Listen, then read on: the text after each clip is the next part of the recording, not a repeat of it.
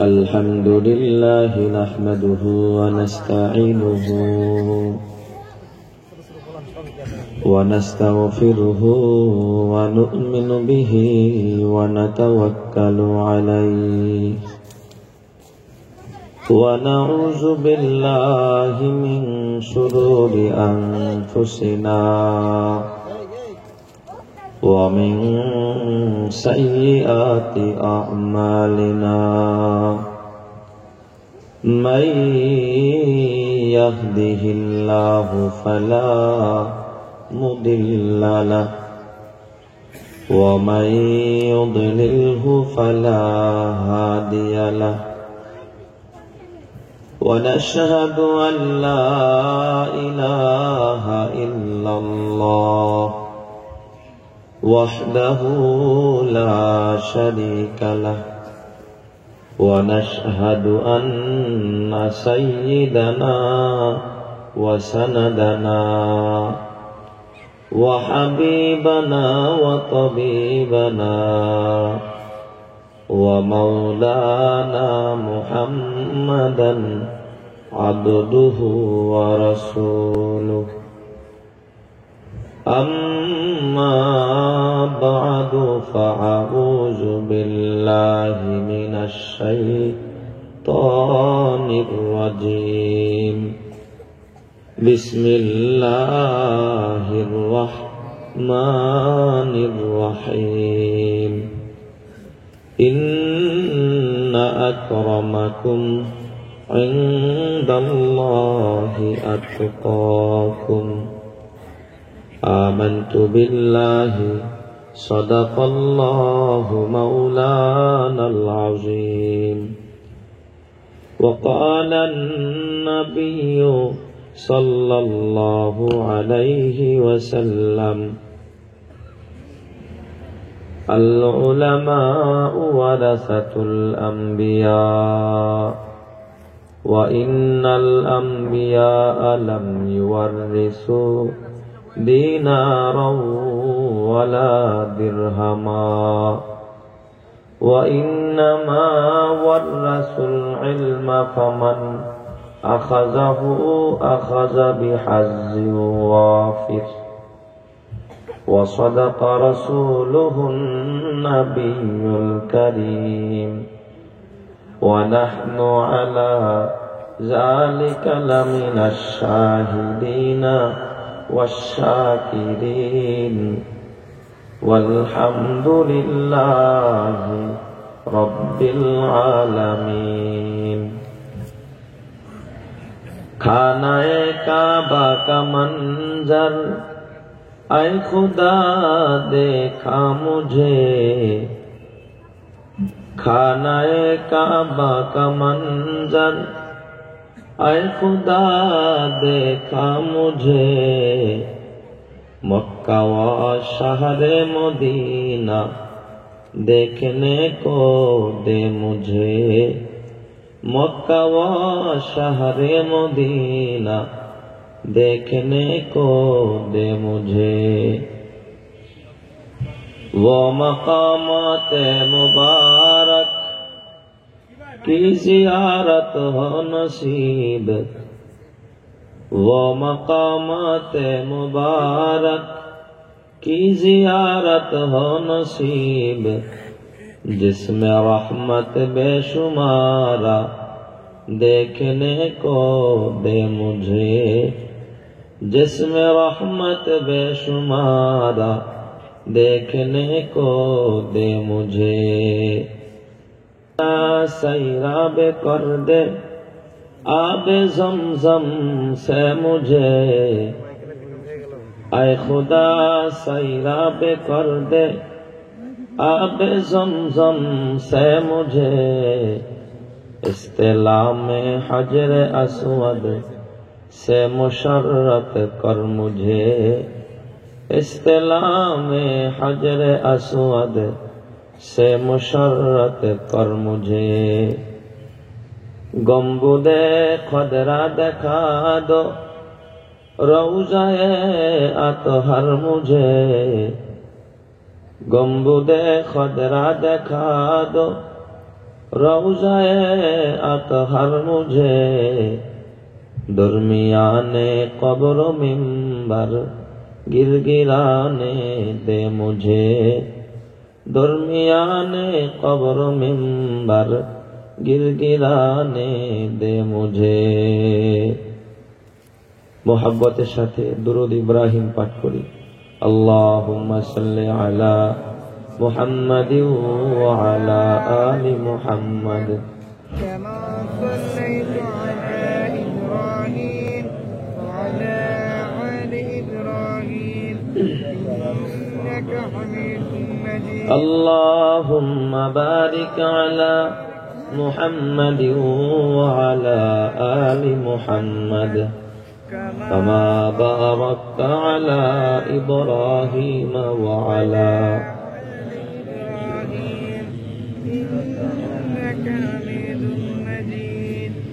रब्बना ला तुज़िग़ क़ुलूबना बअद is हदैतना व hub लना मिन लदुनका रहमा इन्नका अंतल वह्हाब। अल्हम्दुलिल्लाह। ঐতিহ্যবাহী কেরানীগঞ্জের চুনকুটিয়া মাদ্রাসাতুল মদিনা আল ইসলামিয়া এর উদ্যোগে আয়োজিত ঐতিহাসিক দ্বিতীয় বার্ষিক ওয়াজ ও দোয়ার মাহফিলের শ্রদ্ধেয় সভাপতি মুআজ্জাজ মুকাররম কাবিল ইহতিরাম জাতির মুকুটতুল্য হযরত উলামায়ে কেরাম, সামনে উপবিষ্ট আমার বাবার বয়সী মুরব্বীগণ, যুবক বন্ধুরা, ছাত্র ভাইয়েরা, পর্দার আড়ালে অবস্থানরত পর্দানিশীন মাতৃতুল্য অত্যন্ত শ্রদ্ধেয়া সম্মানিতা মা ও বোনেরা, শুকরিয়া জানাই মহান মালিকের দরবারে, যিনি আমাকে এবং আপনাদেরকে যুগের শ্রেষ্ঠ মানুষ, উম্মতের শ্রেষ্ঠ সন্তান হযরত উলামায়ে কেরামের সোহবতে জান্নাতের বাগানে কোরআন ও হাদিসের কিছু কথা বলা ও শোনার উদ্দেশ্যে আল্লাহ পাক একত্রিত করে দিয়েছেন। তাই দিল থেকে মহব্বতের সাথে জবান ছেড়ে ভক্তি ভরে সমস্বরে কালিমাতুশ শুকর আদায় করে বলি আলহামদুলিল্লাহ।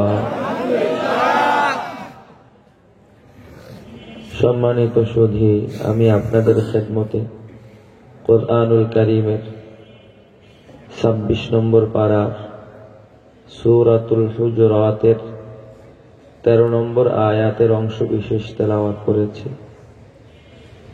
নবী আলাইহিস সালাতু ওয়াস সালামের আহাদিসে মুবারাকা থেকে এক টুকরা হাদিস তেলাওয়াত করেছি।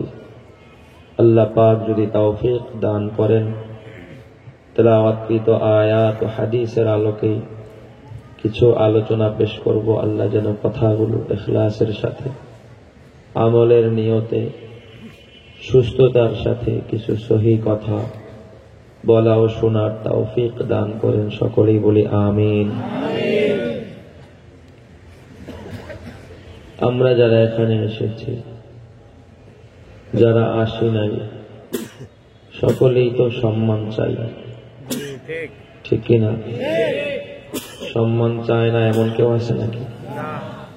সবাই সম্মানের সাথে বাঁচতে চায়, কিন্তু সম্মান কোন পথে, কি করলে সম্মানী হওয়া যাবে? আমরা এক একজন এক একটা পথ, এক একটা মত নিজেরা গ্রহণ করে নিয়েছি। কারো কারো চিন্তা চেতনা যে মনে হয় সম্মান হলো টাকা পয়সার মধ্যে, ধন সম্পদের মধ্যে। এই জন্য কিছু মানুষ তারা টাকা পয়সার ধন সম্পদের পেছনে নেশাগ্রস্তের মতো ঘুরতেছে, ঠিক কিনা বলে? সকাল নাই, সন্ধ্যা নাই, দিন নাই, রাত নাই, হালাল নাই, হারাম নাই, জোর নাই, জুলুম নাই, চুরি নাই, ডাকাতি নাই, যেমনে খুশি টাকা দরকার, আমার ধনী হওয়া দরকার। ওই লোক ভাবতেছে যে মনে হয় ধনী হইতে পারলেই, টাকা পয়সার মালিক হইতে পারলেই সম্মান, আসলেই কি আল্লাহ পাক ধন সম্পদ আর টাকা পয়সার মধ্যেই সম্মান লুকায় রাখছে? কথা বলেন না কেন? যদি রাখতেন তাহলে এই পৃথিবীতে একজন সর্বশ্রেষ্ঠ ধনী ছিল, নাম তার মিস্টার কারুন। এত সম্পদের মালিক, এত সম্পদের মালিক, তার মতো ধনী অতীতেও কেউ ছিল না, এখনো নাই, ভবিষ্যতেও আসবে না। বলেন তো এই কারুন এত সম্পদের মালিক হয়ে সম্মানী হয়েছে না অপমানিত হয়েছে? কেমন অপমান আল্লাহ করছে তাকে, তার সম্পদ সহ তাকে মাটির ভিতরে ভূগর্ভে দাবিয়ে দিয়েছে। আল্লাহ কলঙ্কজনিত অধ্যায় রচনা করেছে তাকে দিয়ে। তাহলে বোঝা গেল তার সম্পদ তাকে সম্মান দিতে পারে? কথা বলে না। শুনেছি আমাদের বাংলাদেশের সাবেক শ্রেষ্ঠ ধনী জহিরুল ইসলাম সাহেব, তারও নাকি হাত কাটা গেছে। এত সম্পদের মালিক, তারপরও তার সম্পদ তাকে সম্মান দিতে পারে নাই। চুরির অপবাদ তার গায়ে লাগছে। কথা বলে নাকি? লাগছে না? পারছে সম্মান দিতে? তাহলে কি বুঝলেন? সম্পদের সম্মান আছে? হ্যাঁ, নাই। অনেকের চিন্তা হয়তোবা সম্পদের সম্মান নাই, কিন্তু সম্মান ক্ষমতায়। সম্মান কোথায়? ক্ষমতায়। তাই তো কিছু মানুষ ক্ষমতার জন্য পাগল, চেয়ারের জন্য পাগল, পদ পদবীর জন্য পাগল, একটু পদের জন্য, একটু চেয়ারের জন্য, একটু ক্ষমতার জন্য মানুষ খুন করে হোক আর গুম করে হোক, জেলখানায় বন্দি করে হোক আর মাইরা হোক আর গুতায় হোক আর পিটাইয়া হোক, ক্ষমতা আমার চাই। কথা বলে না? কত না ক্ষমতার নেশায় নেশাগ্রস্তের মতো ঘুরতেছি। কি বলেন, ঠিক কিনা?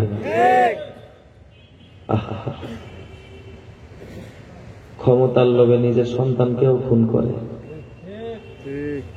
চিন্তা করছে ক্ষমতা পাইলে, চেয়ার পাইলেই বুঝি সম্মান। এই ক্ষমতা শুধু জাগতিক ক্ষমতা না, এখন ওই মসজিদ মাদ্রাসার কমিটি নিয়েও মারামারি আছে না? নেই? সভাপতি আর সেক্রেটারি হতে লেগে মারামারি করে শুনছি এক জায়গায় 3 জন হসপিটালে। চিন্তা করছেন?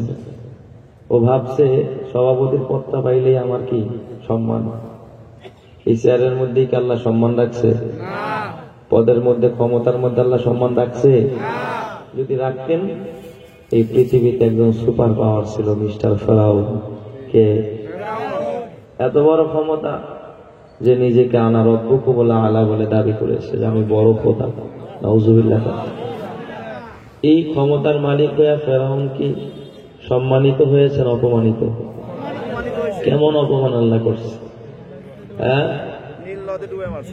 লোহিত সাগরের মধ্যে আল্লাহ ইঁদুরের মতো চুবিয়ে চুবিয়ে মেরে খোদাই খায় আল্লাহ মিটাইয়া দিচ্ছে।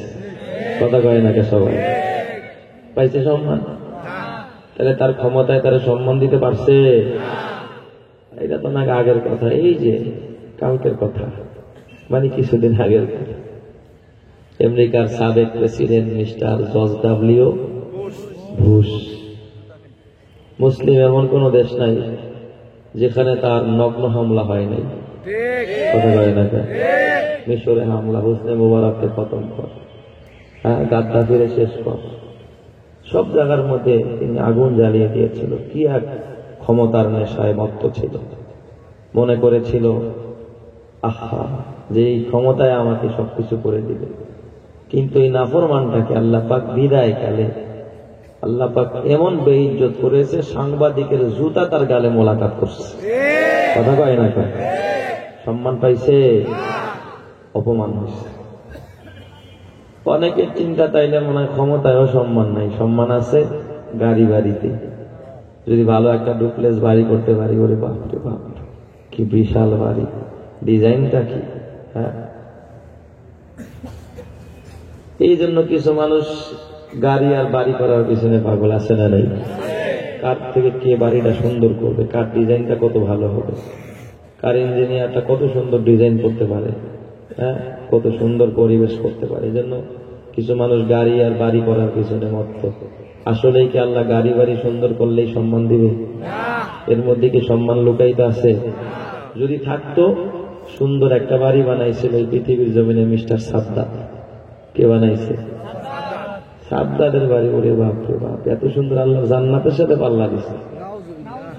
সাদ্দাত প্রায় নূহ নবীর সমান হায়াত পাইছে, 950 বছর। 350 বছর লাগাইছে শুধু বাড়িটা বানাইতে। কয় বছর? 350 বছর। এই বাড়ি বানায় সাদ্দাত কি সম্মানী হয়েছে? কি পরিমাণ জিল্লাতি আর অপমান! বাড়ি উদ্বোধনও করতে দেয় নাই, ঘেটের মধ্যে অপমান করা অবস্থা আল্লাহ মরণ দিয়া পৃথিবীর থেকে বিদায় করছে। কথা ঠিক কিনা বলে? তাহলে তার বাড়ি তারা সম্মান দিতে পারছে? উদাহরণ দিলে সারা রাতই দিতে পারবো, শেষ হবে না। কয় তাহলে সম্মান কোথায় হতো? এই ঠিকানা দিয়ে দেন আমাকে। আমি সম্মানের ঠিকানা দেওয়ার লিগে কেরানীগঞ্জ যাইছি। আলহামদুলিল্লাহ। 26 নম্বর পারায় সূরাতুল হুজুরাতের 13 নম্বর আয়াতে আল্লাহ সম্মানের ঠিকানা দিছে। কোন জায়গায় গেলে সম্মান পাইবেন? সুবহানাল্লাহ। কোন সময়? আল্লাহ বলেন, ইন্না আকরামাকুম ইনদাল্লাহি আতকাকুম। ইন্না আকরামাকুম ইনদাল্লাহি আতকাকুম। আল্লাহ বলে, বান্দা, আমি আল্লাহ ধন সম্পদ আর টাকা পয়সার মধ্যে সম্মান লুকায় রাখি নাই। আমি আল্লাহ ক্ষমতার মধ্যে সম্মান লুকায় রাখি নাই।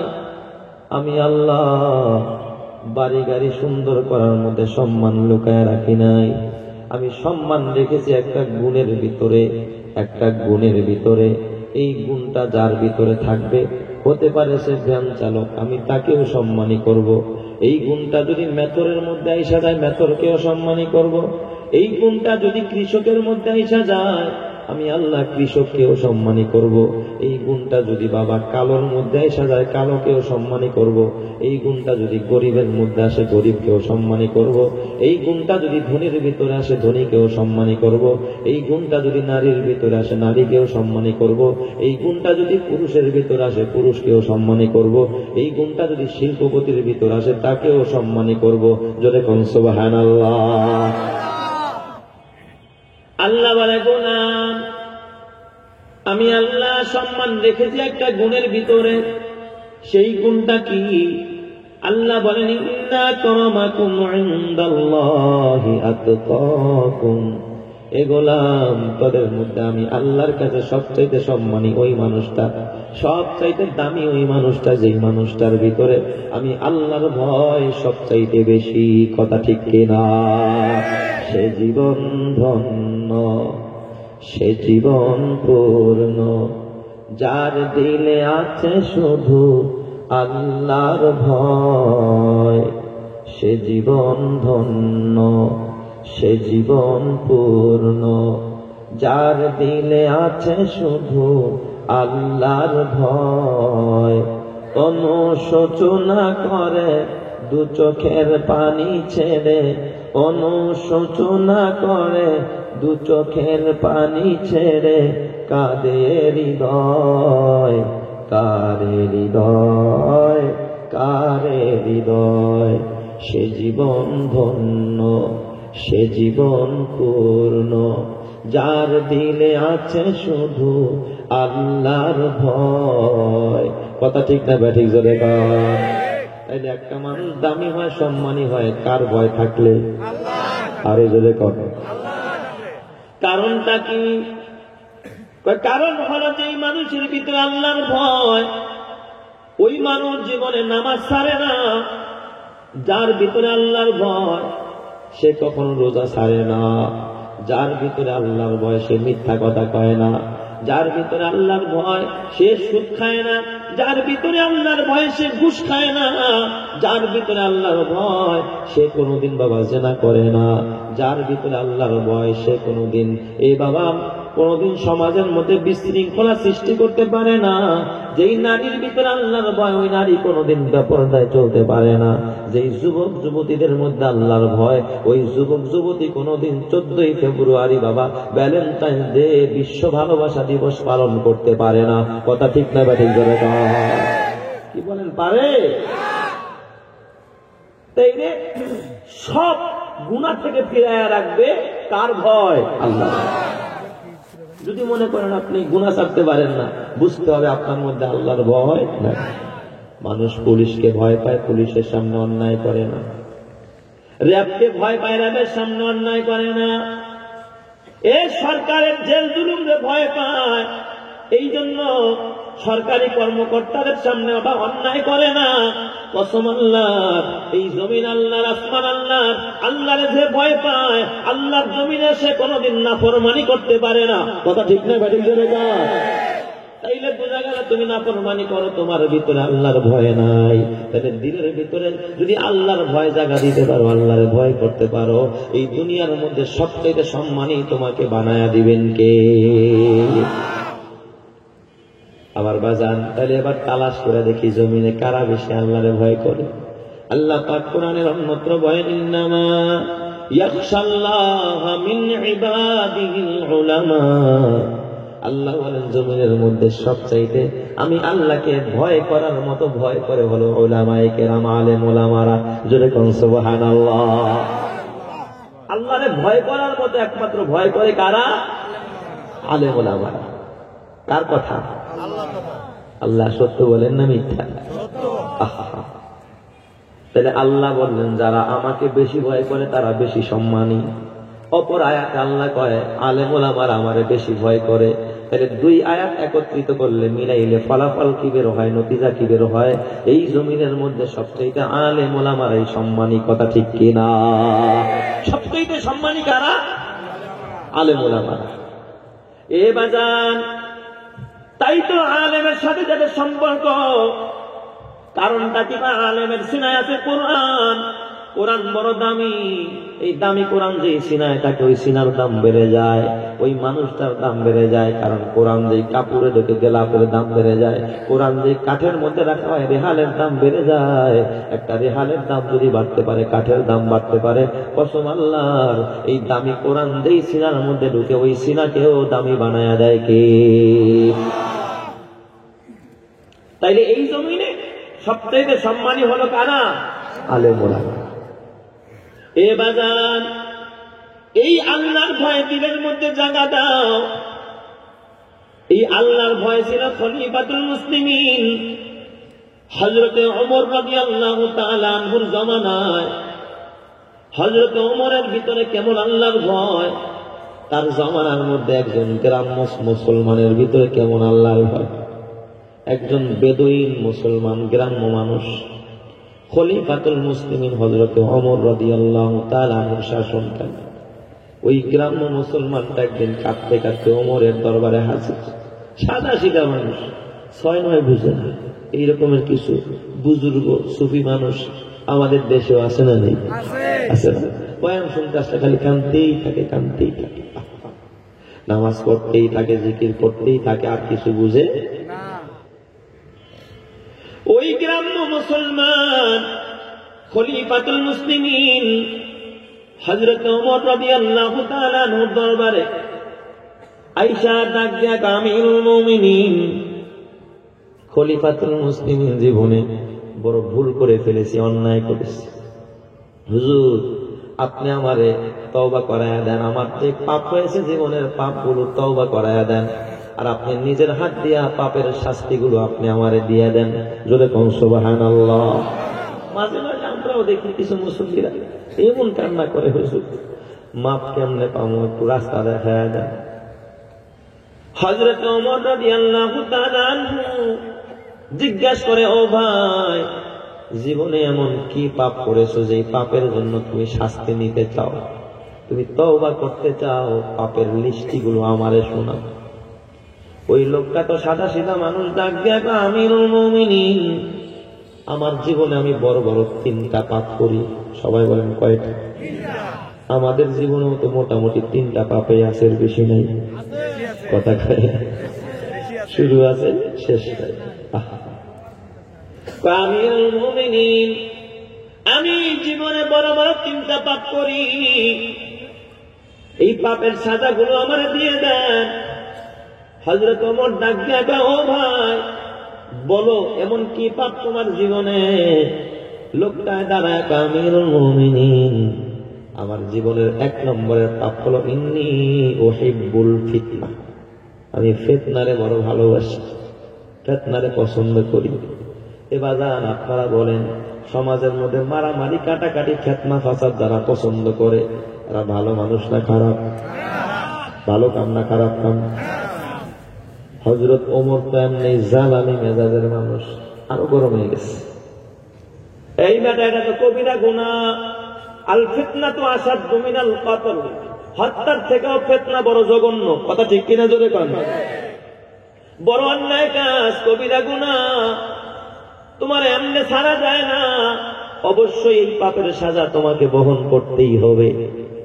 এ ভাই, তুমি বলো তোমার জীবনের 2 নম্বরের পাপটা কি?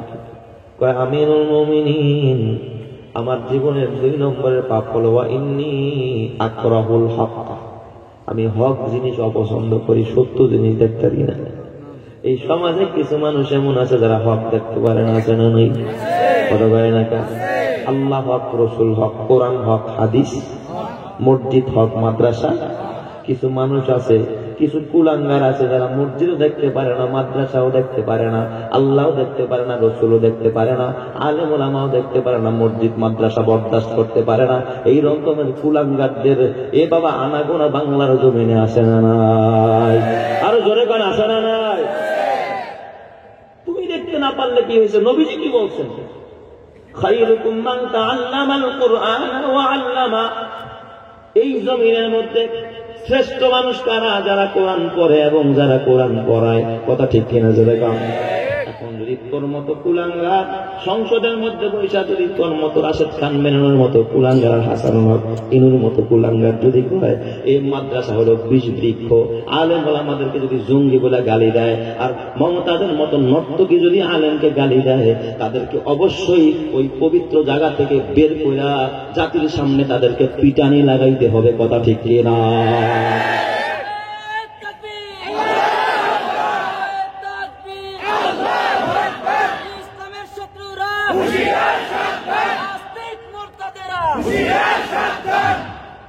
আমার ভাইয়েরা, আলেমরা কিন্তু খারাপ না। কথা ঠিক কিনা জোরে কোন?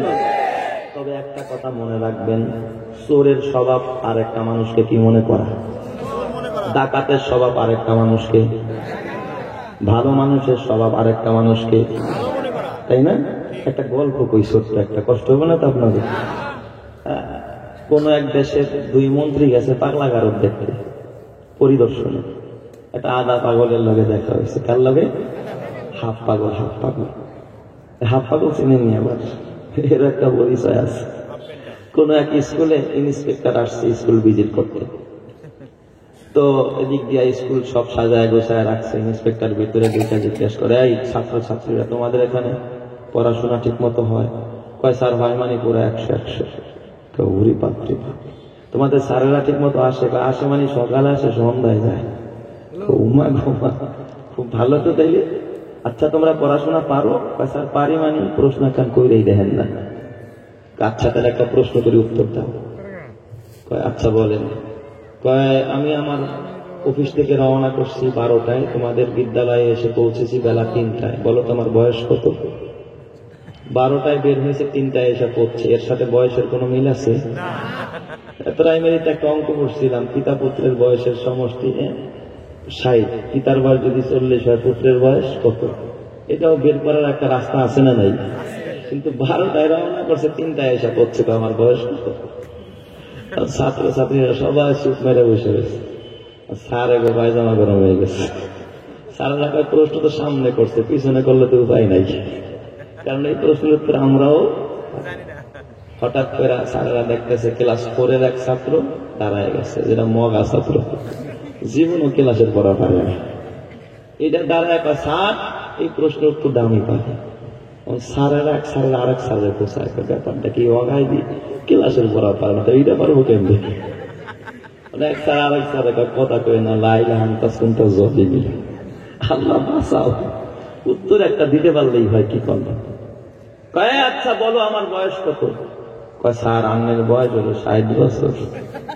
কয় ছোকরা আমার বয়স 60 বছর, তুই কেমনে জানবি? কয় স্যার আমাকে বাড়িতে না একটা হাফ পাগল আছে, আধা পাগল। এই আধা পাগলের বয়স হলো 30 বছর। তো আপনি যে প্রশ্ন করছেন স্যার, আমি চিন্তা ভাবনা করে দেখছি আপনি হাফ না আপনি ফুল। পাগলের বয়স যদি 30 হয়, আপনার বয়স কত হইব? ভালোই তো মিলাইছে। তো এরকমের একটা আধা পাগলের লগে সাক্ষাৎ 2 মন্ত্রীর। এখন মন্ত্রীরা জিজ্ঞাসা করে, এই কেমন আছিস তোরা? খবর নিতেছি, পরিদর্শনে গেছে। এখন পাগলে তার মন্ত্রী টন্ত্রী চিনে না। পাগল গানে না কারা, একজনে কয় আমি অমুক মন্ত্রী, আরেকজনে কয় আমি তমুক মন্ত্রী। পাগল একটা বেশি দিয়া কয়, দেখছি না কত পাগলের আমদানি, আমাকে পাগলা গাড়া ধরল। তুই নতুন নতুন আইসে এমপি মন্ত্রী মিনিস্টার কত কিছু দাবি করে, 2-4 দিন আমাকে লগে থাকলে এমনি ঠিক হয়ে যায়। তো ওই পাগলে মনে করছিল এই দুইটাও কি আসলে মন্ত্রীরা কি পাগল নাকি? হ্যাঁ, তাইলে পাগলের স্বভাব হলো ভালো মানুষকে কি মনে করা, ডাকাতের স্বভাব ভালো মানুষকে ডাকাত মনে করা, চোরের স্বভাব হলো ভালো মানুষকে চোর মনে করা। যারা খারাপ, যারা কুলাঙ্গার, তাদের স্বভাব হলো আরেকটা মানুষকে খারাপ মনে করা। এই পৃথিবীতে আলেম ওলামারা খারাপ না, এরা কোনোদিন বাবা জঙ্গি না, এরা কোনোদিন উগ্রবাদী না, এরা কোনোদিন বিষ বৃক্ষ না। এদেরকে যারা বিষ বৃক্ষ বলে গালি দেয়, এদেরকে যারা জঙ্গি বলে গালি দেয়, এই পৃথিবীর মধ্যে তারাই হলো কুলাঙ্গার সন্তান। কথা ঠিক কিনা?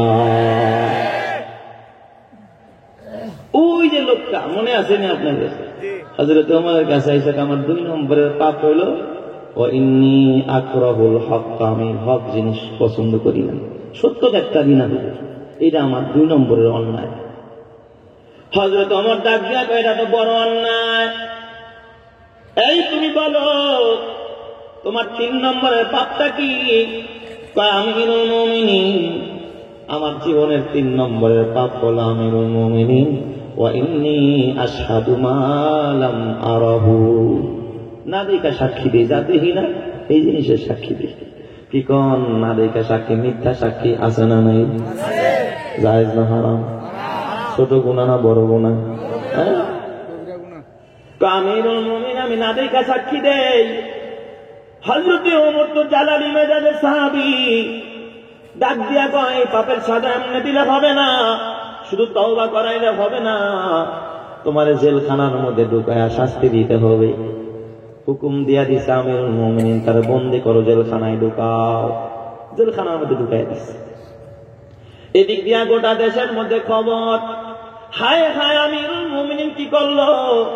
একটা সাদা দিলওয়ালা সাদা সিধা মানুষ, গ্রাম্য মুসলমান, যারা জীবনে আমরা কোনোদিন অন্যায় করতে দেখি না, ওই মানুষটারে কেন জেলখানায় বন্দী করলো? কাজটা তো আমিরুল মুমিনিন ঠিক করে নাই। এই খবরটা যাইতে যাইতে যুগের শ্রেষ্ঠ আলেম, এই উম্মতের সবচেয়ে বড় ব্যারিস্টার, নাম তার হযরতে আলী। সুবহানাল্লাহ কোন সবাই? এই উম্মতে আমার নবীর পরে সবচেয়ে বড় আলেমের নাম কি? হযরতে মাদিনাতুল ইলমি ওয়া আলীউন বাবুহা।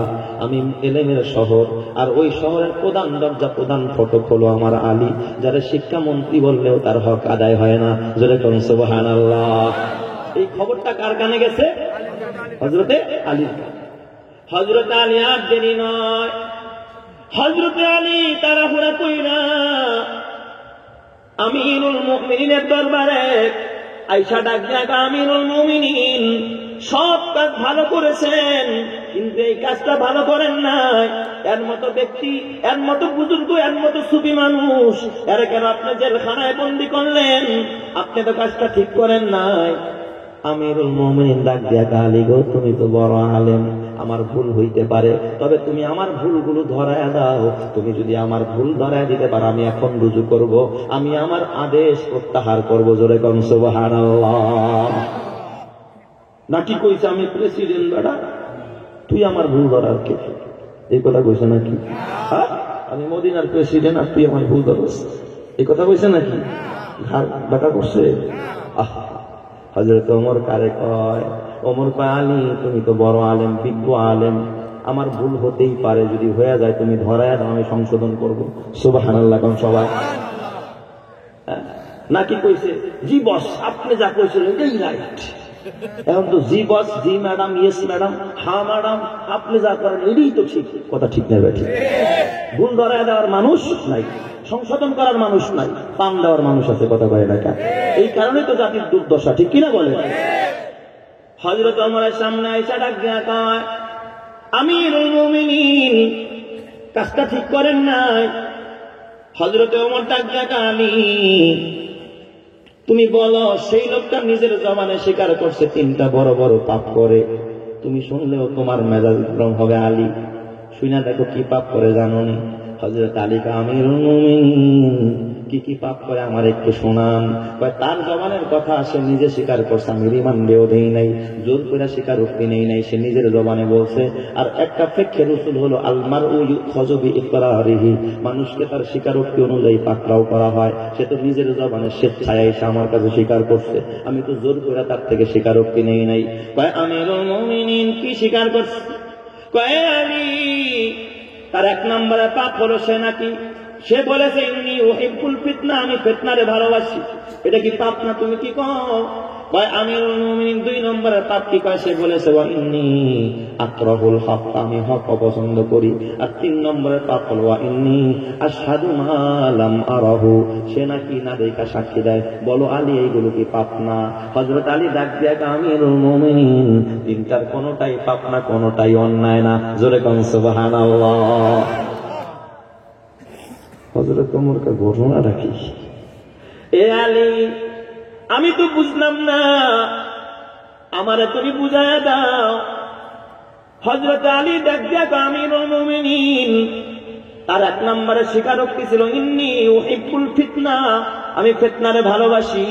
আমিরুল মুমিনিন এই ফিতনারে শুধু সে একা ভালোবাসে না, আপনিও আমিরুল মুমিনিন হয়ে আপনিও ফিতনারে ভালোবাসেন, আমিও ফিতনারে ভালোবাসি। কও কি আলী, তুমি কও কি? হযরত ওমরের কথা শুনে আলী ডাক দিয়া আমিরুল মুমিনিন আপনি কি খোদার কোরআন পড়েন না? আল্লাহ পাক কোরআনুল কারীমের মধ্যে বলেছে ইন্নামা আমওয়ালুকুম ওয়া আওলাদুকুম ফিতনা, নিশ্চয় তোমাদের মাল আর তোমাদের সন্তান হলো ফিতনা। এখানে ফিতনা দ্বারা উদ্দেশ্য হলো পরীক্ষার বস্তু। আল্লাহ কাউকে সন্তান দিয়েও পরীক্ষা করে, কাউকে মাল দিয়েও পরীক্ষা করে। মাল দিয়া তুমি সিনেমা বানাও না, মসজিদ বানাও না, মাদ্রাসা বানাও, এটাও পরীক্ষা। সন্তানকে তুমি দাঁড়ায়া প্রস্রাব করা শিখাও না, নামাজ শিখাও, এটাও পরীক্ষা। কথা ঠিক কিনা? আল্লাহ বলেছেন ইন্নামা আমওয়ালুকুম ওয়া আওলাদুকুম ফিতনা, নিশ্চয় তোমাদের মাল আর তোমাদের সন্তান হলো ফিতনা। আর এই জগতে মানুষ সবচেয়ে বেশি মহব্বত করে এই 2টা জিনিসকে, একটা হলো নিজের টাকা পয়সা সম্পদকে, আর একটা হলো সন্তানাদিকে। এই বাবা তার মানে এই 2টা হলো ফিতনা, আর এই ফিতনা 2টাকে আমরা বেশি মহব্বত করি, তার মানে আমরা ফিতনারে ভালোবাসি। কথা ঠিক কিনা? আমিরুল মুমিনিন আপনি আপনার সন্তানকে বেশি ভালোবাসেন, এই লোকটাও তার সন্তানকে বেশি ভালোবাসে। আপনি আপনার সম্পদকে বেশি ভালোবাসেন, সেও তার সম্পদকে বেশি ভালোবাসে। হযরত ওমর কয় আলী তুমি তো ঠিকই কইছো, তাহলে এটা তো আমিও করি তুমিও করি, আমার জন্য তোমার জন্য যদি অন্যায় না হয় তার জন্য কেন অন্যায় না? এই অন্যায় হবে এ আলী, তাইলে এটাও কোনো অন্যায় না। জোরে কোন সুবহানাল্লাহ। হযরত ওমর বুঝছেনই কথা কয় না? আলী 2 নম্বরেরটা বুঝায় দাও। 2 নম্বরে যে সে বলছে ওয়া ইন্নী আকরাহুল হক, আমি হককে অপছন্দ করি। কয় আমিরুল মুমিনিন এটাও কোনো পাপ না, এটাও কোনো অন্যায় না। কয় কেমনে? কয় আমিরুল মুমিনিন এখানে হককে অপছন্দ করা মানে কি জানেন না? আপনি কি খোদার কোরআনটা খুলে দেখেন না? আল্লাহ পাক কোরআনুল কারীমের মধ্যে বলেছেন ওয়াজাআত সাকরাতুল মাউতি বিল হক, মরণ যে আসবে, সাকরাতুল মাউত যে আসবে, এটা হলো হক। মরণটা হলো হক জিনিস, সত্য জিনিস। এ বাবা সাকরাতুল মাউত এটা হলো হক, এটা হলো সত্য। আর এই সাকরাতুল মাউত মরণ নামক হকটাকে দুনিয়ার সবাই পছন্দ করে না, অপছন্দ। কেউ কি মরতে চায়নি? আমিও মরতে চাই না, আপনিও মরতে চান না। ওই বুড়া মানুষটাও মরতে চায় না, বুড়িও মরতে চায় না। যার বয়স যত বেশি সে তত বেশি বাঁচতে চায়। কথা ঠিক কিনা? কেউ কি মরতে চায়? কেউ মরতে চায় না। তার মানে আমরা মরণ নামক হককে অপছন্দ করি, মরতে চাই না। আমিরুল মুমিনিন এই লোকটা তো মরণ নামক হককে অপছন্দ করে, সেটাই বলছে ওয়া ইন্নী আকরাহুল হক, আমি হককে অপছন্দ করি। বলতে পারেন হুজুর আমরা কেমনে মরণ অপছন্দ করলাম? থানবী রহমাতুল্লাহর একটা মিসাল দিছে, এবার যার বয়স যত বেশি সে দেখবেন তত বেশি বাঁচতে চায়। আমার মহল্লা এই বছর আমি আলহামদুলিল্লাহ ফকরান বলছি না শুকরান বলছি, কিছু মুরব্বীদেরকে কিছু কাপড় দিয়েছিলাম ঈদের সময়। তো আমার এক দাদি হয় সম্পর্কে, দূর সম্পর্কের দাদি, 85 থেকে 90 বছর বয়স হবে। তারও একটা কাপড় দিয়েছে, একটু মুরব্বী টাইপের কাপড়। তো কাপড়টা যখন দিয়েছি আমরা চোখেও দেখে কম, তো তো বাসায় আসছে, আমার কাছে এসে কয়, দাদা তুমি আমার এই বুড়া মানুষের কাপড় দিছো কে? 85-90 বছরের বুড়ি কি কয় বুড়া মানুষের কাপড় দিছো, একটু রংসং দেখে দিতে পারলাম না? আমার চিন্তা করছে, আমি এটা রাখেন, পরবর্তীতে দেখা যাবে ইনশাআল্লাহ। তার মানে এই যে বুড়ি হয়েছে এটা নিজেও আরো বাঁচতে চায়। থানবী রহমাতুল্লাহ সুন্দর মেসাল দিচ্ছে। এক বেচারার বাড়িতে একটা কালো ষাঁড় গরু ছিল। গ্রামের মানুষ পাতিলে করে গরম করে লাকড়ি দিয়ে রান্না করে, গরুরে পানি খাওয়ায়। তো মাশাআল্লাহ ওই যে পানি গরম করে পানি দিছে, আর গরুতে করছে কি মজা পায়া একবারে শিং টিং সহ পাইলার মধ্যে ঢুকাইছে। পানি খাওয়া সাথে আমার মাথা বের করতে পারে না, শিং সহ এইভাবে করে নাড়াচাড়া। গরু তো কালো, আবার পাতিলেও কি কালো। গরু করছে কি সন্ধ্যাবেলা তো রশি ফেলাইছে জিররা, আর সন্ধ্যাবেলা গরু ছুটলে সাধারণত নিজের ঘরের দিকে দৌড় দেয়, আর গরুর ঘর আর বুড়ির ঘর দুইটা পাশাপাশি ছিল। তো গরু করছে কি নিজের ঘরটা না দেখে লাভ দিয়ে বুড়ির ঘরে ঢুকে গেছে।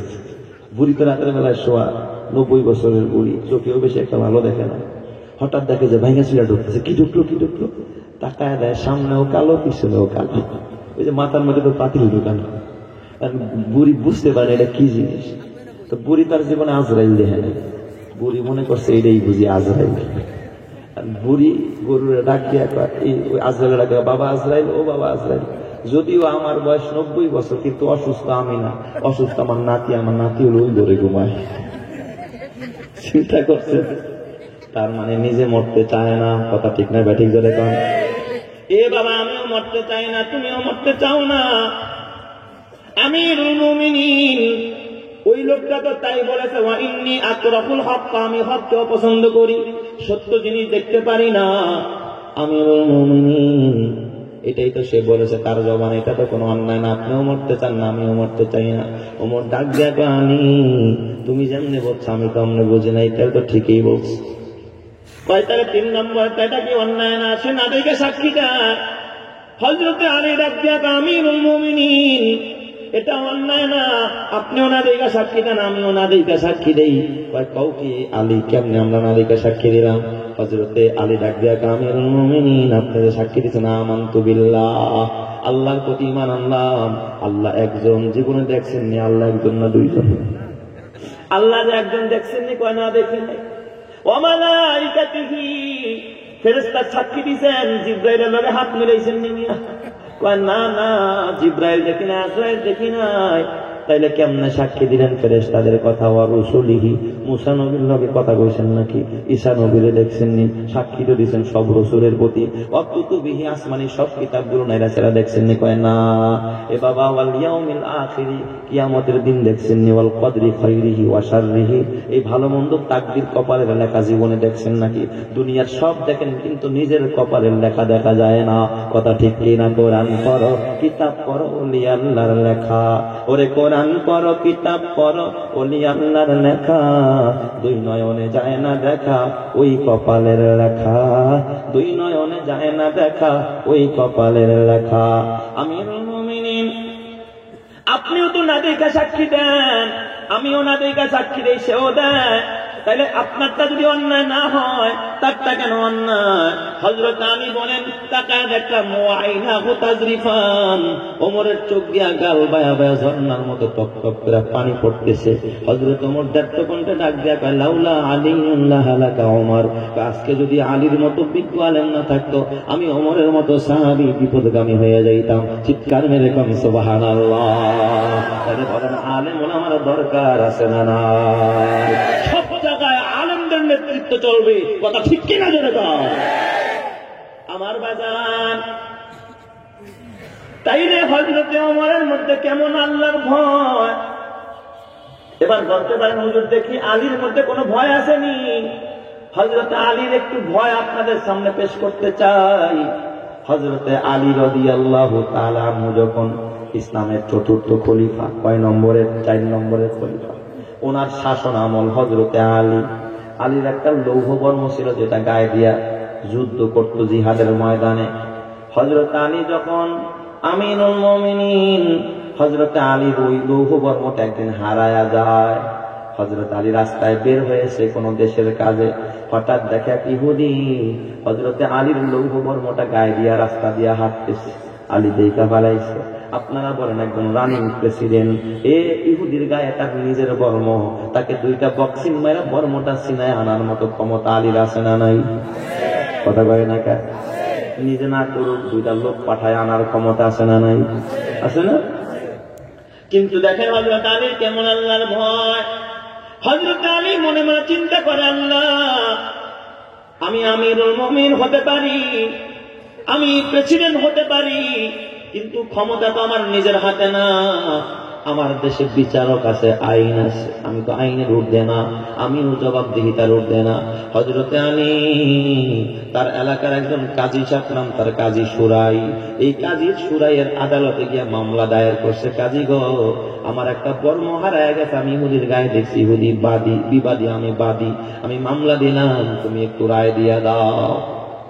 আমাকে আমার আর বিচারক হইলে কি কইতো, স্যার আপনার আহন লাগে আদালতে, আপনার খালি ফোন করলে কইতো বর্ম আপনার বাসায় পাঠাই দিতাম। কথা কয় না কে? হ্যাঁ, বিচারক ডাক দিয়া কয়, আমিরুল মুমিনিন, ওগো খলিফাতুল মুসলিমিন, আপনি প্রেসিডেন্ট হতে পারেন, কিন্তু মামলার বাদী আপনি, ইহুদি বিবাদী। আমার দেশের আইন হলো এই মামলার রায় হইতে হলে বাদী বিবাদী দুইজনকে এজলাসে হাজির হইতে হবে।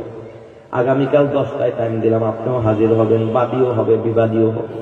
কাজী সাহেব বসার সামনে আমিরুল মুমিনিন দাঁড়ানো, এই পাশে ইহুদি দাঁড়ানো, কাঠ বরানো, এজলাস কায়েম হয়ে গেছে।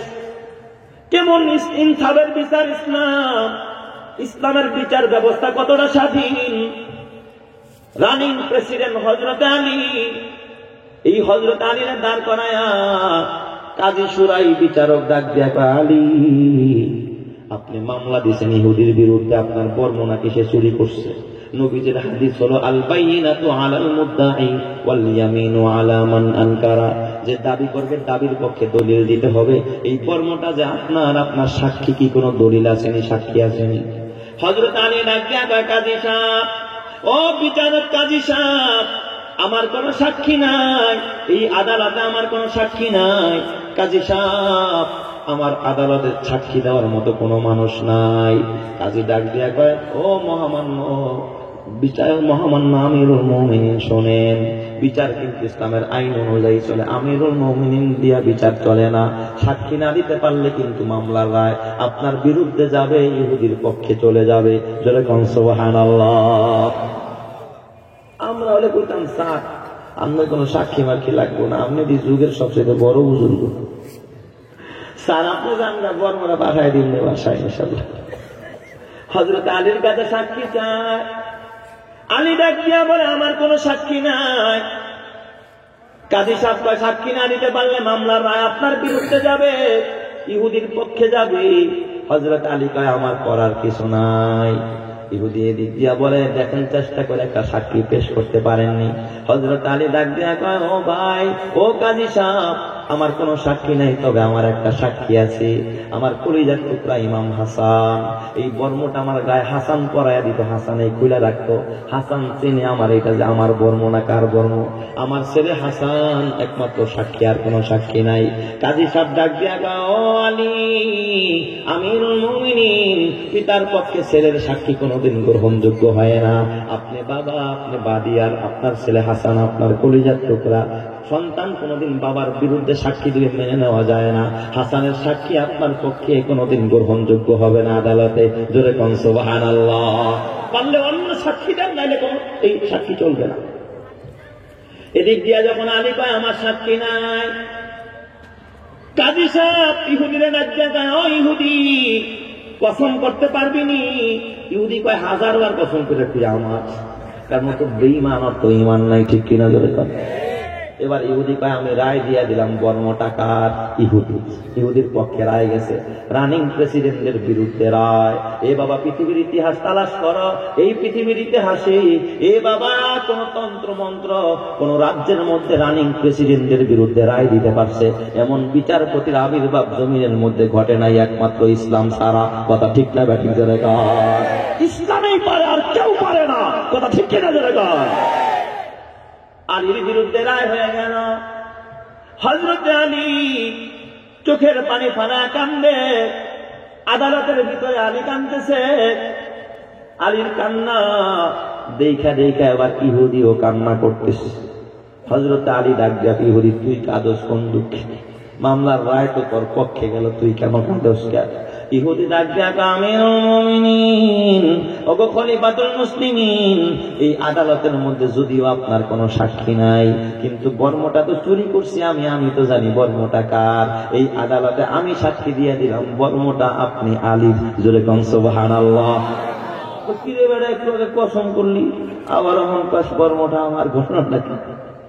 ইহুদি চিৎকার মায়া ডাক দিয়া কয়, আমিরুল মুমিনিন, এতদিন ইসলাম থেকে দূরে ছিলাম, ইসলাম যে এত সুন্দর এটা এতদিন বুঝতে পারি নাই, ইসলামের বিচার ব্যবস্থা যে এত স্বাধীন এটাও বুঝতে পারি নাই।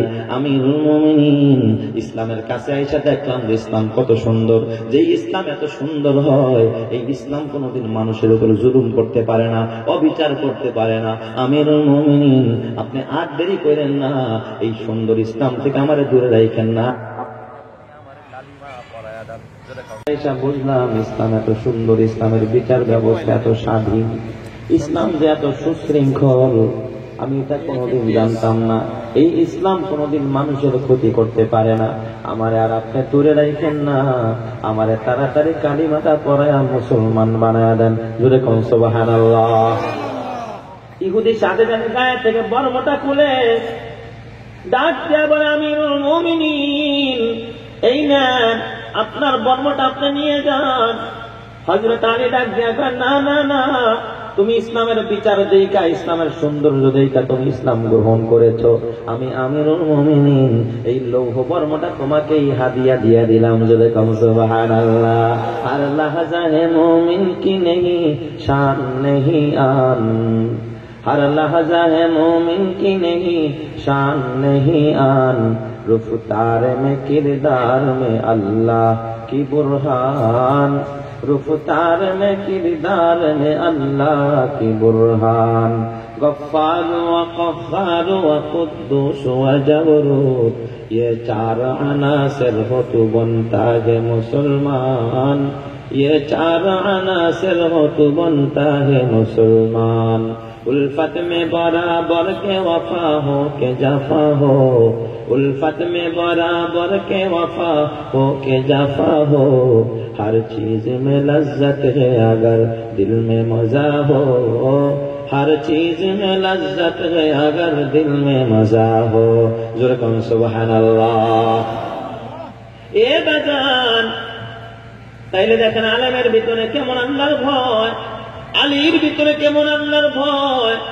আমার শেষ ঘটনা, সর্বশ্রেষ্ঠ মানুষ মুহাম্মদুর রাসূলুল্লাহ সাল্লাল্লাহু আলাইহি ওয়াসাল্লাম, আমার নবীর ভিতরে কেমন আল্লাহর ভয়। ছোট্ট একটা ঘটনা শোনাই। আমার নবীজি দোজাহানের নবী, উম্মতের কান্ডারি বিশ্ব নবীজি একদিন মসজিদে নববীর ভিতরে সাহাবায়ে কেরামদেরকে নিয়ে বসে আলোচনা করতেছেন, নসিহত করতেছেন। আল্লাহর হাবিব এক পর্যায়ে সাহাবীদেরকে ডেকে বলেন, সাহাবীরা শুনি, আমি মুহাম্মদ দীর্ঘদিন যাবৎ তোমাদের সাথে চলাফেরা করেছি, আমি উঠা বসা করেছি, তোমাদের সাথে আমার বিভিন্ন লেনদেন হয়েছে। ও সাহাবীরা, আমার জীবনে যদি আমি তো কখনো তোমাদের সাথে কোনো ভুল করে থাকি, অন্যায় করে থাকি, পারলে তোমরা আমাকে ক্ষমা করে দাও। আর যদি ক্ষমা করতে না পারো, আমি মুহাম্মদ দাঁড়িয়ে গেলাম, আমার গায়ের মধ্যে আঘাত করে করে তোমরা প্রতিশোধ নিয়ে নাও। জোরে সুবহানাল্লাহ। আমার নবীজি ক্ষমা চায়, সাহাবায়ে কেরামের বুঝতে বাকি নাই। কারণ নবীজি ক্ষমা চায়, তার মানে নবীজি আর বেশি দিন আমাদের মাঝে থাকবেন না। নবীজির বিদায়ের ঘন্টা মনে হয় বেজে গেছে। সাহাবায়ে কেরাম কান্না করতেছে। সাহাবায়ে কেরামকে আমার নবী আবার ডাক দিয়া কয়, ও সাহাবীরা, আমি তো ভুল করতেই পারি, আমি তো জবাবদিহিতার ঊর্ধ্বে নয়, আল্লাহর আদালতে আলিয়াতে আমাকেও জবাব দিতে হবে। আমি যদি অন্যায় করে থাকি, তোমরা পারলে আমারে মাফ করে দাও, আর ক্ষমা করতে না পারলে তোমরা প্রতিশোধ নিয়ে নাও। এ বাজান বলেন তো, আমার নবী ক্ষমা চাইছে মরার আগে না মরার পরে? আমরা ক্ষমা চাই আগে না পরে? পরে। বাপ মরলে পোলায় দাঁড়ায়, আমার বাবার অন্যায় করলে মাফ করে দিন। কে আগে মাপ চাইতে পারো না? আগে মাপ চাইলে প্রতিবেশী আইসা কেবো আমার হক নষ্ট করছস, বই নিয়ে আইসা কেবো ভাই রে তুই আমার হক নষ্ট করছস, অমুক আইসা কেবো তমুক রে তুই আমার হক নষ্ট করছস। তখন তো ফেরত দেওয়া লাগবে, আর মরার পরে ফেরত দেওয়া লাগবে না। কথা কয় না তো? এটা তো ঠিক না বাজান। বান্দার হক আদায় করে কবরে যায়, হক বলে ইবাদ, গোলামের হক, মানুষের হক আদায় করে কবরে যায়, নাহলে কিন্তু ধরা খেয়ে যেতে হবে। আল্লাহ নবী ডাক দিয়ে কয় সাহাবীরা পারলে ক্ষমা করে দে, না পারলে প্রতিশোধ নিয়ে নে। গোটা মজলিসের মধ্যে পিনপতন স্তব্ধতা বিরাজ করে, কোনো আওয়াজ নাই, সবাই কান্না করতেছে বিনায়া বিনায়া। হঠাৎ পিছন থেকে এক সাহাবী দাঁড়ায় গেছে, দাঁড়ায় বলে ইয়া রাসূলুল্লাহ ফিদাকা আবি ওয়া উম্মি, নবী গো আমার মা বাবা আপনার জন্য কুরবান হয়ে যাক। ইয়া রাসূলুল্লাহ একটা আচরণ একদিন আপনি আমার সাথে কেমন করছেন যে আমি আপনারে মাফ করতে পারি না, আমি প্রতিশোধ নিতে চাই। সুবহানাল্লাহ কোন সবাই? সব সাহাবায়ে কেরাম খেপে গেছে। ঘটনাটা কি? আমার নবী থেকে প্রতিশোধ নিতে চায়, যেই নবীকে ক্ষমা করে দিয়েছেন কে? এ বলেন ক্ষমা করেছেন কে? যেই নবীর গায়ে মশামাছি পড়া পর্যন্ত হারাম। এ বাজান আমার নবীর জীবনে কোনো কলঙ্ক নাই, আমার নবীর জীবনের মধ্যে কোন রকমের কালিমা জ্ঞাপন করার ক্ষমতা কোন মায়ের সন্তানের নাই, কোন কথা শিল্পের নাই, কোন সাহিত্যিকের নাই, কোন সাংবাদিকেরও নাই। কথা ঠিক না বেঠিক? জোরে করা। ওই নবীর খতমের নবুয়ত নিয়ে যদি কোন কুলাঙ্গারের বাচ্চা, কোন কাদিয়ানির বাচ্চা যদি আমার নবীর খতমে নবুয়তকে অস্বীকার করে, এ বাজান ওই কাদিয়ানির বাচ্চা কাফের, কাফের কোনো সন্দেহ নাই। কথা ঠিক না বেঠিক? জোরে করা। এই জন্য বাজান আমি বর্তমান সময়ের মধ্যে আপনাদের সহ আমি এই আর্জি জানাইতে চাই, এই বাংলার জমিন থেকে কাদিয়ানীদেরকে আমরা উৎখাত করতে বলি না, দেশান্তর করতে বলি না। দাবি আমাদের একটাই, কাদিয়ানীদেরকে কাফের ঘোষণা করতে হবে, কাদিয়ানীদেরকে কাফের ঘোষণা করতে হবে। কথা ঠিক কিনা? এটাই আমাদের দাবি। কথা ঠিক কিনা? জলে কান আমার বাজান। আল্লাহর নবীজি ওই সাহাবীরা ডাক দিয়া সাহাবী বলো আমি এমন কি ভুল করেছি যেটা তুমি আমারে মাফ করতে পারো না, প্রতিশোধ নিতে চাও, আমারে বলো। সাহাবী ডাক দিয়া কয় ইয়া রাসূলুল্লাহ ইয়া হাবিবাল্লাহ, একদিন আপনি জিহাদের ময়দানে যাইতেছিলেন, ঘোড়ায় সওয়ার হয়েছিলেন, আমরা ঘোড়ার দুই পাশ দিয়ে হাঁটতেছিলাম, আপনার হাতে একটা চাবুক ছিল, আপনার চাবুক মেরা মেরা ঘোড়া চালাইতেছিলেন। নবী গো ওই চাবুকটা আপনি ঘোড়ার গায়ে লাগাইছেন, কিন্তু একবার চাবুকটা ঘোড়ার গায়ে না লাগে আমার পিঠে লাগছে, আমি পাশে দাঁড়ানো ছিলাম, আমার তো কোনো অন্যায় নাই। ইয়া রাসূলুল্লাহ আপনি চাবুক মারছেন, ঘোড়ার গায়ে লাগছে, আমার গায়ে, দোষ কি আমার নাকি? আমার কি অন্যায়? আমার মারলেন কেন? ইয়া রাসূলুল্লাহ এটার আমি প্রতিশোধ নিতে চাই। সাহাবায়ে কেরাম সব খেতে গেল। এ সাহাবী আল্লাহর নবী কয় খবরদার তার বাধা দিবা না, তার অধিকার আছে প্রতিশোধ নেওয়ার, তারে কেউ চোখ রাঙাবা না, তার প্রতিশোধ তাকে নিতে দাও। গোটা মজলিসের মধ্যে কান্নার রোল পড়ে গেল। আমার নবীর গায়ে আঘাত করবে, এটা বরদাস্ত করা যায় না। আমার নবীজি এক সাহাবীরে ডেকে বলে সাহাবী ঘরে যা, ঘর থেকে একটা চাবুক নিয়ে আয়। আমার সাহাবী নিজের হাতে চাবুক নিয়ে আমি মুহাম্মদের গায়ে আঘাত করে প্রতিশোধ নিয়ে দিবে। জোরে কর সুবহানাল্লাহ। ও ফখরে জাহা ফখরে জামা ফখরে উমাম হে, ओ फखर जहां फखर जमा फखर उमम है, ये आहद बेमी में शाहे लो हो कलमो है, ये आहद बेमी में शाहे लो हो कलमो है, रुतबे में फजू सबसे ही अल्लाह से कम है, रुतबे में फजू सबसे ही अल्लाह से कम है, ये कौल शब रोज मेरा हक की कसम है, ये कौल शब रोज मेरा हक की कसम है। जोरे कौन सुबहानाल्लाह। আমার নবীজি সাহাবীর ডাক দেয়া সাহাবী, এ আবু বকর ঘরের থেকে চাবুক নিয়ে আসো। আল্লাহর নবী চাবুক হাতে নিয়ে ওই সাহাবীর ডাক দেয়া সাহাবী নিয়ে, এই যে চাবুক নিয়ে তোর হাতে দিলাম, এই চাবুকটা আমার গায়ের মধ্যে মাইরা প্রতিশোধ নিয়ে নে। ওই সাহাবী চাবুক হাতে নিয়ে আল্লাহর নবীর দিকে যখন কদমে কদমে আগায়, গোটা মজলিসটা কান্নার রোল করে যায়। আরে আমার নবীর গায়ে চাবুকের আঘাত, আমার নবীর গায়ে মশামাছি পড়া পর্যন্ত হারাম। ওই নবীর গায়ে চাবুকের আঘাত বরদাস্ত করা যায় না। সাহাবায়ে কেরাম মা বাবা মরলে কি আর কান্দের থেকে বেশি কান্না করতেছে।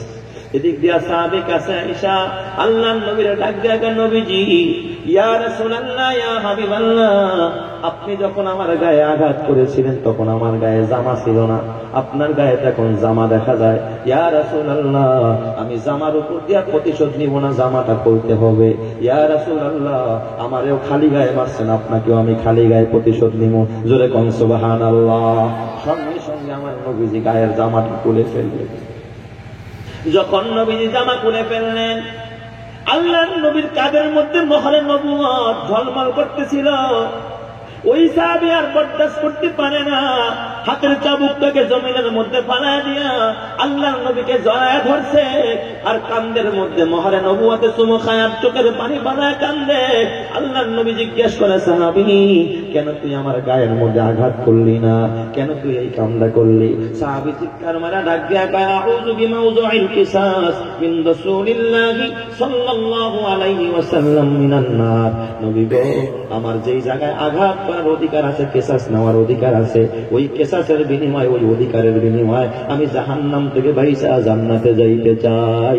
ইয়া রাসূলুল্লাহ, আমার আঘাত করা উদ্দেশ্য না, আপনার মোহরে নবুয়তে সুমা দিয়ে আমার জান্নাতে যাওয়া উদ্দেশ্য। জোরে কোন সুবহানাল্লাহ।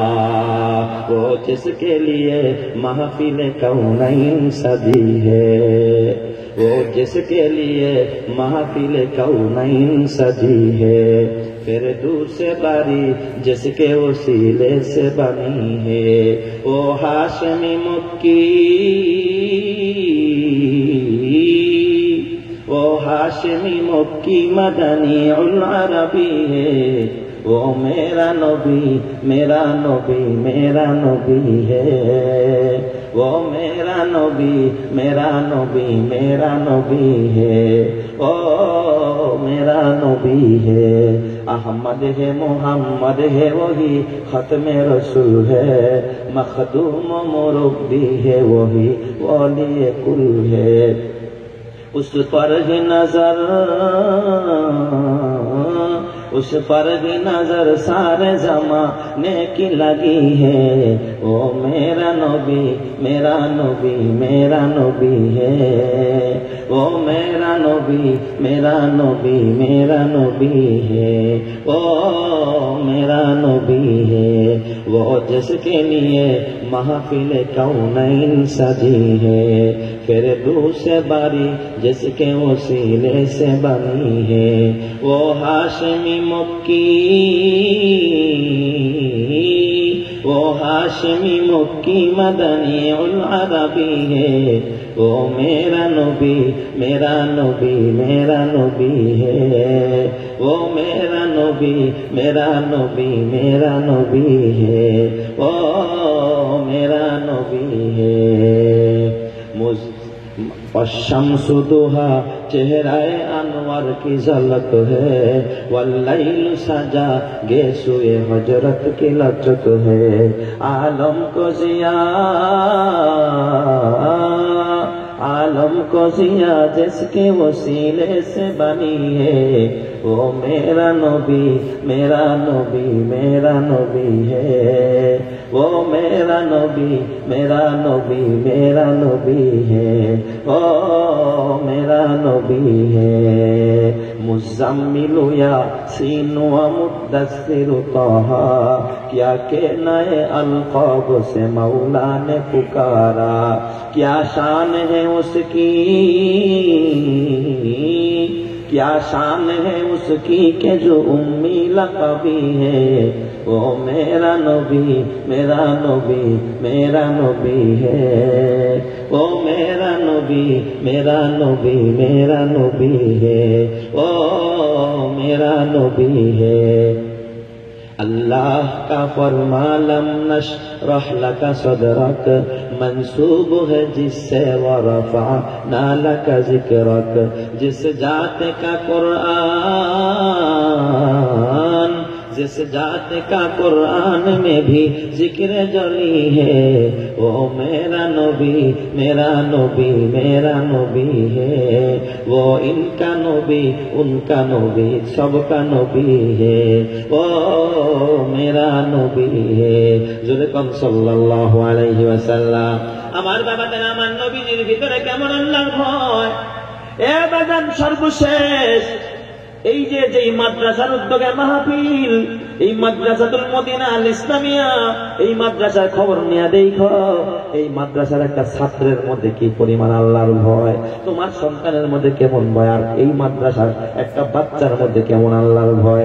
আমার মাদ্রাসার একটা ছোট্ট মেসাল দেই বাবা, তারপরে বয়ান শেষ করবো, খুব খেয়াল করেন। আমার মাদ্রাসা মিরপুরে বাবা 11 নম্বরে। আমি গাজীপুর থেকে গত বছর মাহফিল শেষ কইরা রাতের বেলা একদিন মাদ্রাসায় 3:30 বাজে আমার রুম ছিল মসজিদের পাশে, হাউসের উপরে দোতলায়, সিঁড়ি বাইয়া যখন দোতলায় উঠতেছিলাম, হঠাৎ দেখি রাত্র 3:30 আমার কানে কান্নার আওয়াজ আসতেছে। আমি বললাম আমার খাদেমকে ব্যাগ নিয়ে উপরে যা, কে কাঁদে দেখি।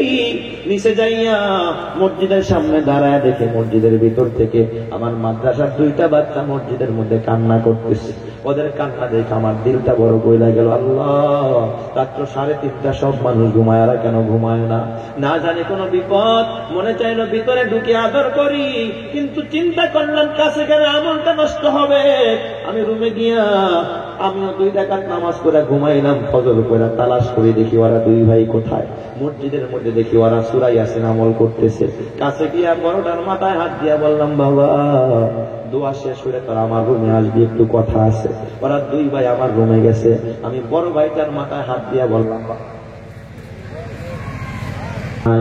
বড় ছেলেটায় চোখে পানি টলমল করে। এ বাবা চেহারাটা মলিন করে আমার ডাক দিয়া কয়, হুজুর আমরা 2 ভাই 1 বোন, আমরা এই 3 ভাই বোন, আমার বাবা নাই, আমরা এতিম। হুজুর আমি তাকায় দেখলাম আমার বয়স 10 বছর আর ছোটটার বয়স 7 কি 8 বছর। কয় হুজুর আপনার মাদ্রাসায় আমরা 2 ভাই পড়ি। আমার মা মানুষের বাড়িতে বুয়া কাজের বুয়া হিসাবে কাজ করে, আমার মা আমার বোনটারে নিয়ে ঘরে থাকে। হুজুর আমার ছোট্ট ভাইটার গায়ে হাত দিয়া দেখেন চিকুনগুনিয়ার জ্বর। সত্যি আমি হাত দিয়া দেখলাম অনেক জ্বর। হুজুর আমার ভাইটা গত 2 দিন যাবত লিল্লা বোর্ডিং এর খাবার, নরমাল খাবার খাইতে পারে না। হুজুর গতকাল আমার ভাই 1 বেলাও খানা খাই নাই। আসরের সময় আমার ডাক দেখা, ভাইয়া 10টা টাকা দাও, খুব ক্ষুধা লেগেছে, সইতে পারি না, কিছু কিনে খাবো। হুজুর কসম আল্লাহর আমার কাছে 1টা টাকাও নাই, আমি আমার ভাইটারে 10টা টাকাও দিতে পারি না। হুজুর আমার দিলের মধ্যে বড় ব্যথা। আমি বললাম ভাই আসর পইরা বাসায় যাব, দেখি মা 10 টাকা দিলে তোর আইনা দিব। কিন্তু বাসায় গেছি, বাসায় যায় দেখি আমার মায়ের জ্বর, আমার মা কাজে যায় না, অনেকদিন হয়ে গেছে, মায়ের ঘরে খাবার নাই। আমার মা বলছি, মা গো 10টা টাকা দিবানি। মা আমার ডাক দেখা, বাজার আমারও তো অসুস্থতা, আমারও তো টাকা নাই, বাড়িওয়ালা ভাড়া চাই, ভাড়াও দিতে পারে না, আমি কই থেকে টাকা দিব? হুজুর আমি খালি হাতে মাদ্রাসায়, যখন সন্ধ্যাবেলা মাদ্রাসায় ভাইরে তো বলছি টাকা এনে দিব, খালি হাত থেকে আমার ভাইটা গলায় কেঁদেছে। হুজুর আমার তো বাবা নাই, আমার বাবায় যদি আজকে বাইচা থাকতো, আমার বাবা রিস্কা চালা হইল আজকে আমাদের পাশে এসে দাঁড়াইত। হুজুর আমাদের দেখার মতো কেউ নেই। হুজুর দিনের বেলায় রাতের বেলায় সব ছাত্ররা ঘুমায় গেছে, আমার তো ঘুম হয় না, আমার তো টেনশন। ভাইটারে কাছে গিয়া জোর করে উঠাইয়া ওযু বানাইয়া 2 ভাই গিয়া মসজিদে গিয়া বলছি, ভাই রে চল, যে আমাকে এতিম বানাইছে তার কাছে গিয়া বলি। হুজুর তাই মসজিদে গিয়া কান্না করছি। ওদের কান্না শুনে আমি আর কান্না রাখতে পারি না। পকেটের মধ্যে মনে হয় 18 না 20,000 টাকা মাহফিল করে আসছে, এখনো বের করি না। টাকাটা বের করে ওদের হাতে দিলাম, বাবা নে, তোদের কত লাগবে তোরা নিয়ে যা। ওরা আমার পাও জড়ায় ধরে, হুজুর টাকা লাগবে না, দোয়া করে। জোর করে 2 ভাইয়ের হাতে 2,000 টাকা দিলাম, আর 1,000 টাকা দিলাম তোর আম্মুরে দিবি। এ বাজার এরাই তোর রুহানি সন্তান, এরা দোয়া করে আল্লাহ এলাকাবাসীকে মাফ করে দাও, মুর্দেগানকে মাফ করে দাও। আর তোর সন্তানটার জন্য ফ্ল্যাট কিনলি, গাড়ি কিনলি, বাড়ি করলি, এ তোর সন্তানের জন্য যারা তো চিন্তা ডিপোজিট করলি, তোর সন্তানটা তো দাঁড়ায় প্রস্তাব করে সারা রাত ফেসবুক চালায়, তোর সন্তান তো গুনাহ করে নাফরমানি করে, তোর সন্তান তো তোর জাহান্নামে নিয়ে ছাড়বে। আর এই মাদ্রাসার এতিম সন্তানগুলো এরা তোর রুহানি সন্তান, এরা দোয়া করবে আল্লাহ এলাকাবাসীকে তুমি মাফ করে দাও, আল্লাহ যার বাবা কবরে কবরটাকে জান্নাতের বাগান বানায় দাও। এই জন্য এদেরকে একটু সহযোগিতা করবি রে বাবা। আল্লাহর নবী হাদিসে কয় আনা ওয়া কাফিরুল ইয়াতিমি কাহাতাইনি ফিল জান্নাহ, এ আমি মুহাম্মদ আর এতিমের খরচ যারা বহন করবে তাকে নিয়ে আমি মুহাম্মদ একই সাথে এইভাবে পাশাপাশি একই জান্নাতের মধ্যে থাকবো। জোরে কনসে